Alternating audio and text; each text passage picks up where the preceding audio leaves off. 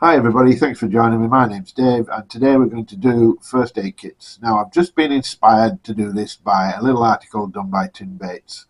I'll put a link in the description below to his video, but the reason I'm doing this is because I think it's important that people carry a reasonably good first aid kit around with them. So I'm going to give you a story. It's a bit dark, it's a bit confronting.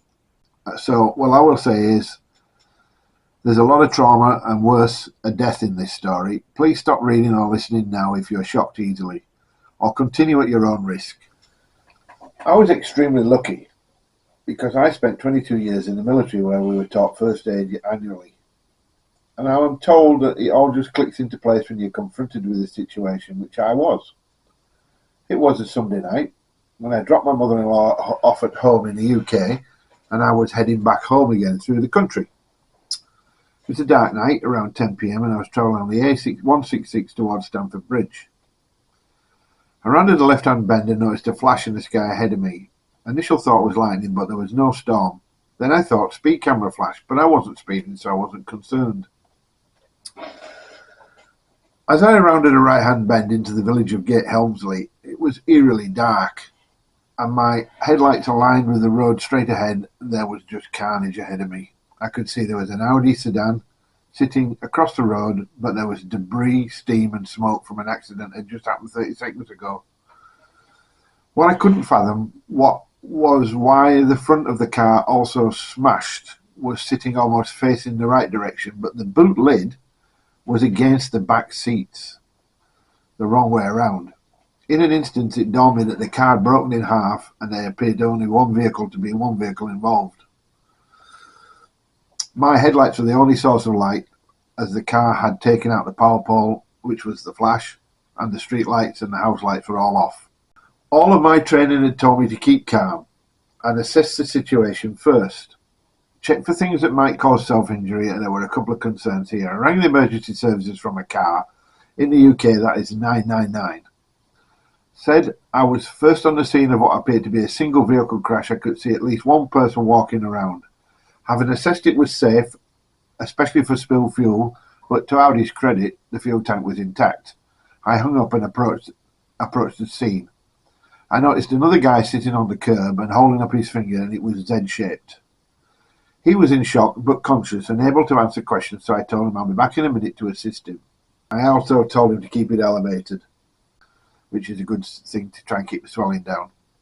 I went to the bloke walking around and asked if he was okay. He said there was 5 of us, but the driver has run away. I assessed him and he seemed uninjured, but in shock. So I asked which way the driver went and pointed across the fields, and I sat him down and said, "Wait here, please," which he did. I then approached the car looking for the 2 other guys.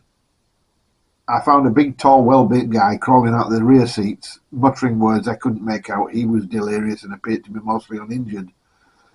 Probably in severe shock, didn't seem to be injured. He was making noises like he was in pain. I got him clear of the car, just in case, and put him in a recovery position, and he nodded as I said, "Wait here." So I knew he was okay. Then I noticed people had come out of the house and had covered over the young guy. He was dead. The emergency services arrived, and I could see by their faces that they were shocked by the carnage. I called over the paramedic and handed the patients over to him. The police had asked me to remain behind so I could give a statement, and the fire brigade was searching the fields for this so-called 5th person. I gave a quick statement to the police and they said, "Go home, sleep it off, we'll send someone around tomorrow." And they made sure I was okay to drive, and I went on my way. It later transpired that the 2 guys in the front were known to each other and were racing from Bridlington on the east coast to York in a stolen car trying to beat the record time.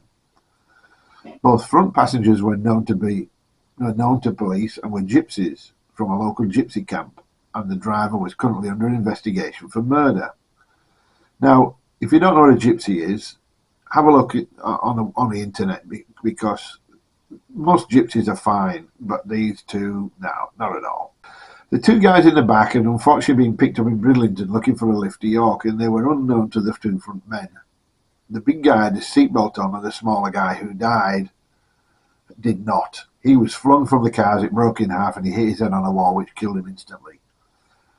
After I gave a detailed statement, many months later I was summoned to Crown Court, which is a major court in the UK as a witness against the driver. It turned out the driver was the guy who was walking around and he had made up the story to get pressure off himself because he knew he was in trouble. He had no concerns whatsoever that the other people in the car were injured. The police had DNA evidence that he was driving. As I sat in the court waiting room next to a man who turned out was from the house and had covered the dead man, we noticed three other men come through the court waiting room. The driver, the guy with the red Z finger, and the big guy were all there. Luckily, there was no case to plead innocent to, and we were all dismissed from the case and didn't have to testify.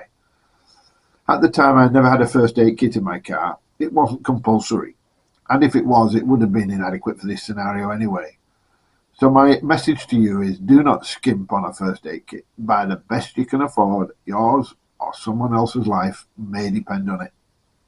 So first aid kits. I'm sorry to be a bit dismal and dark with that, but I had to give you a scenario why first aid kits are important. I'm not an expert. I told that story to show how easily a quiet drive home can escalate into a disaster in a few seconds. Ever since that tragedy, I've always carried a first aid kit in my car because of the time I rang for assistance to the time they arrived, even though it was likely minutes. It seemed like decades, and if someone is bleeding, you want to be able to assist them. Some of the kits on offer today are just better than nothing, but only just. You don't have to go full paramedic to buy the best kits you can afford, but there is some better kits around. Now, I am no expert in this field, but many better kits these days are separated into scenarios, such as snake bites, burns, traumas, cuts and grazes and burns, etc. They are better because you don't need to start searching through kits looking for an item that you might not have. I have had a camping first aid box for a while and I supplemented it with other things such as painkillers, but I recently bought a new kit which has modules. It cost $169, but I think it's worth it. And here it is. There's a picture of it on the screen.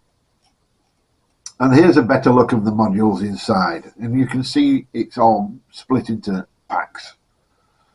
The modules are listed as follows. The eye wound module is the first one, and there's its contents there. Useful things like an eye bandage and saline wash, examination gloves, non-adherent eye pads and things like that.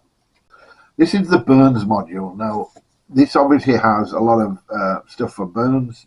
It has a burn sheet, it has gloves, it has all the usual things that you would get in a burns module. Now, the purple one here is a dressing and bandage module. This contains several bandages, dressings and gauze swabs, etc., just for general cuts and bruises, I guess.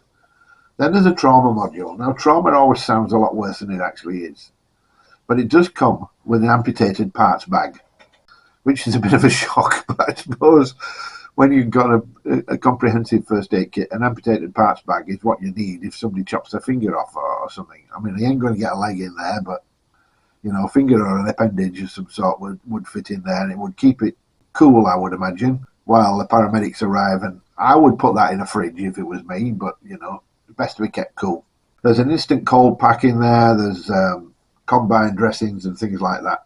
Then you got to the snakebite module. Now, a snakebite module, for all people who don't know, does not contain antivenom because there are so many different snakes and spiders and things that can bite you. What it does contain is information on what to do. It contains pressure bandages and the triangular bandages to keep your arm elevated and things like that. And lastly, the cuts and grazes module. So in here you've got a little incident notebook, you've got some adherent dressings, you've got some tweezers, you've got safety pins, you've got little like things for taking out things out your fingers, and you've got bandages and stick-on stuff and everything. Now, I want to say I'm not sponsored by this company. I bought the kit with my own money, and I just think their kit is well laid out with no things you don't need. I will still keep other items in the box, but this is now my emergency go-to first aid kit. The kit was bought from Amazon and it is sold by Allstate Healthcare, and it was labelled like this: Rapid 4 Medical 4 Series Soft Pack Emergency Kit, 172 pieces. Office Emergency First Aid Kit. Travel, camping, workplace, school, hiking, backpacking emergency bag. Colour-coded emergency survival kit. Complete set premium emergency first aid kit. Emergency Survival Kit, Complete Set Premium Emergency First Aid Kit. And if anybody's interested, there's a link below. Thank you for this short video. Thanks for watching, and I'll see you on the next one.